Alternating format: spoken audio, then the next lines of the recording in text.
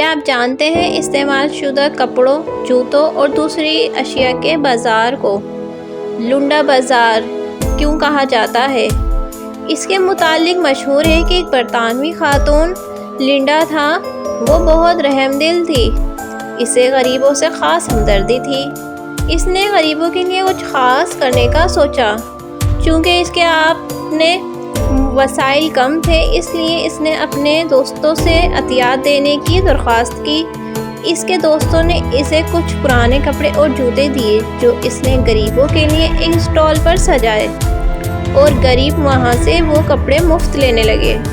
دوسرے لوگوں کو بھی اس کی ترغیب ہوئی اور ان لوگوں نے بھی اپنے پرانے کپڑے اور جوتے وغیرہ لنڈا کو دینا شروع کر دیے، اور اس کا اسٹال کافی مشہور ہو گیا، جو بعد میں ایک مارکیٹ کی شکل اختیار کر گیا۔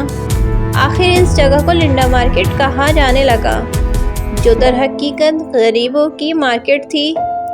انگریزوں کے برصغیر آمد کے ساتھ ہی انگریزوں کی پرانی اشیاء جو بیکار ہو جاتی تھیں، سستے داموں یہاں پاک و ہند میں بک جاتی تھیں۔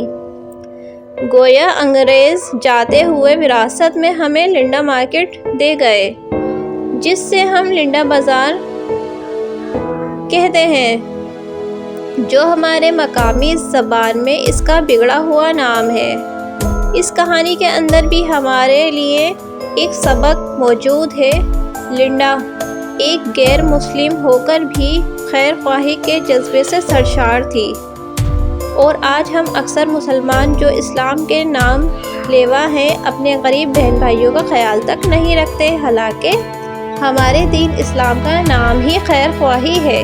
اگر آپ سب کو ویڈیو پسند آئے، ویڈیو کو لائک کریں، چینل کو سبسکرائب کریں اور زیادہ سے زیادہ آگے شیئر کریں۔ آپ سب کا بہت بہت شکریہ۔ اللہ حافظ۔